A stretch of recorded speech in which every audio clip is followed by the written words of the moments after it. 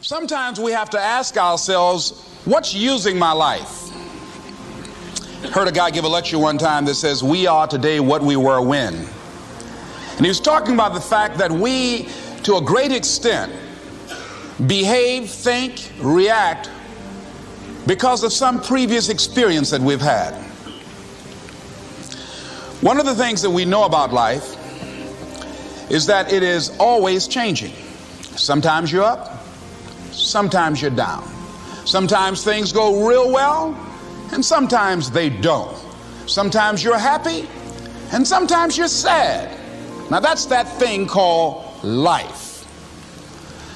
And when we begin to understand and know that, accepting that reality that we will never ever have things just on an even keel all the time, that you're going to have some ups and you're going to have some downs, but during those down moments, that's where the growth takes place.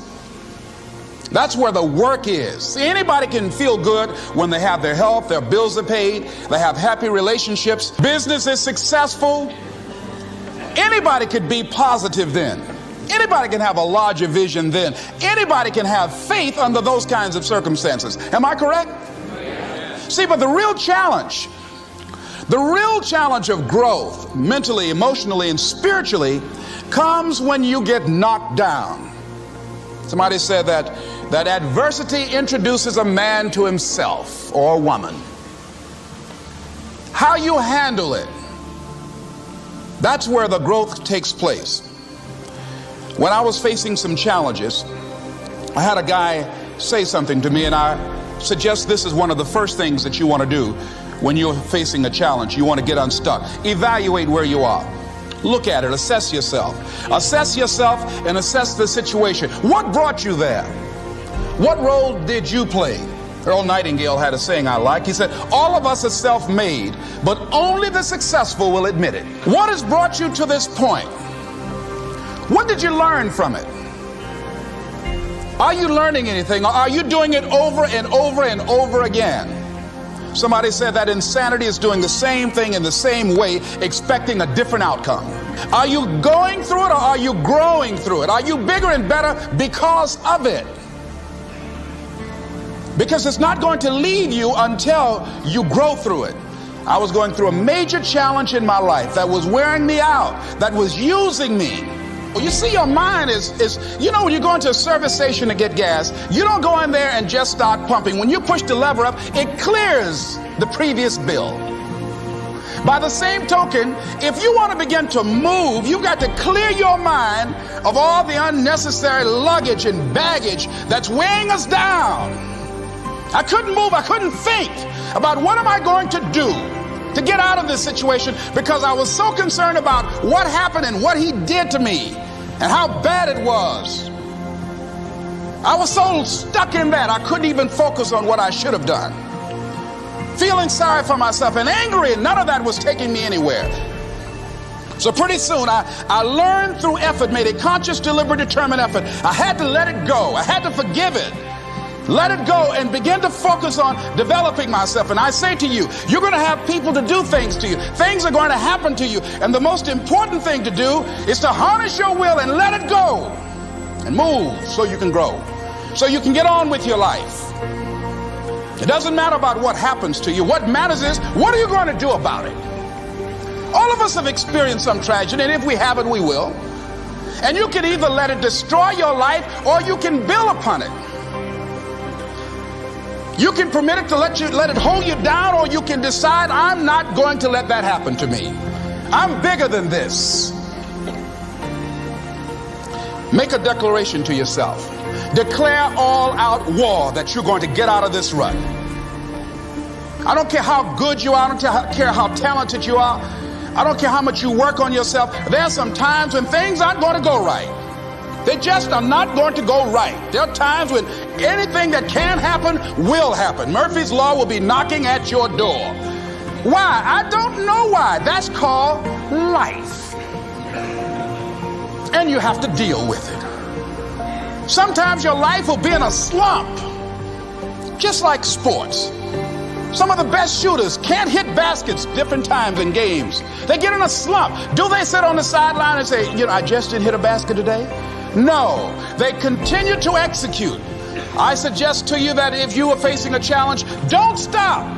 Stay busy. Work your plan. Continue to do those things that you know that work for you after you have evaluated yourself in the situation. Continue to move. Stay busy, stay busy, stay busy. Find somebody that you can help so you can forget about you for a moment. See, sometimes the best thing to do is to be. Sometimes you have to just back up and go within yourself. A bow and arrow, you can't take a bow and just push it out an arrow. You just can't push the arrow out. You have to pull it back and then release it. Sometimes you have to back up and go within and pray and meditate and recharge your batteries. Go away, clear your head, and then come back and look at it from a different vantage point. Don't operate while you're under the spell or the effect of what's going on. Next thing is that you've got to activate the thinker in you. Don't allow your emotions to control you. We are emotional, but you want to begin to discipline your emotion. If you don't discipline and contain your emotions, they will use you. Your mind goes on automatic, just like a guard. You know, I loved reading the book called As a Man Thinketh by James Allen. He uses the analogy of the mind being like a garden. You know, weeds don't have to have any encouragement to grow. You don't have to water them. They don't have to get sunshine. They don't have to have fertile ground. They will grow through the cracks of a sidewalk. Am I right? But if you want to grow orchids or roses or any kind of exotic flowers, there are special processes and procedures you must go through. Well, by the same token, you don't have to force yourself or motivate yourself to think negatively, to be depressed, to hate somebody, to want revenge, to want to get back at somebody, to beat yourself up over the head, to feel loaded with guilt. You don't have to make any effort to do that. Your mind is on automatic. It will do that by itself. But if you want to begin to move into your own personal greatness, if you want to begin to really enjoy a happy, successful, healthy life, you've got to be willing to go against the tide. You've got to be willing to harness your will and say, in spite of this, I'm in control here. I'm not going to let this get me down. I'm not going to let this destroy me. I'm coming back, and I'll be stronger and better because of it. You have got to make a declaration that this is what you stand for. You're standing up for your dreams. You're standing up for peace of mind. You're standing up for health. You want it, and you're going to go all out to have it. It's not going to be easy. When you want to change, it's not easy. If it were in fact easy, everybody would do it. But if you're serious, you'll go all out. So yes, I'm going to turn this situation around. I'm not going to sit back and moan and cry over what happened and what went wrong and who did what. I'm going to do something about this situation. The next thing that is important is that expect things to get better for you, because they are. See, life is cyclic. You're not, whatever experience you're having right now, it has not come to stay. It has come to pass. Not to stay, just to pass. It's just going through. The biggest challenge is to know what's happening. This is a part of this thing we call life. This too shall pass.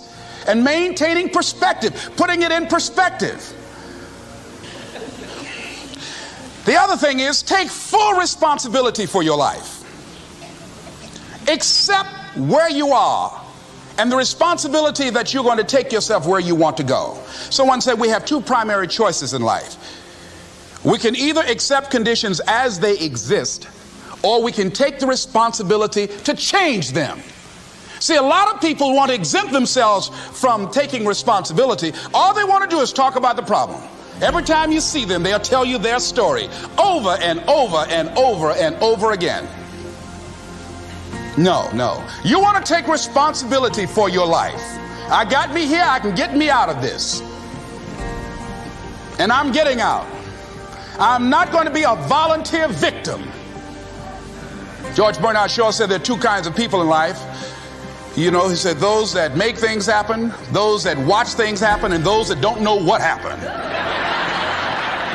And he said the people that get alone in this life look around for the circumstances that they want, and if they can't find them, they make them. They create them. So part of beginning to get unstuck, you've got to decide that the behavior pattern that you have adopted doesn't work for you. You've got to change your strategies, and changing your strategy means reinventing your life, recreating you, and you have the power to do that. You can decide that you're going to change, that you're not going to be a wimp. You can decide that you're going to stand up to life. You can decide that I'm going to live each day as if it were my last. You have the power to make that decision. You can decide I'm going to work on myself and develop myself. I'm going to empower me. And all of these things that are happening to me right now, they're just temporary inconveniences. They're not stronger than I am. I'm in charge here.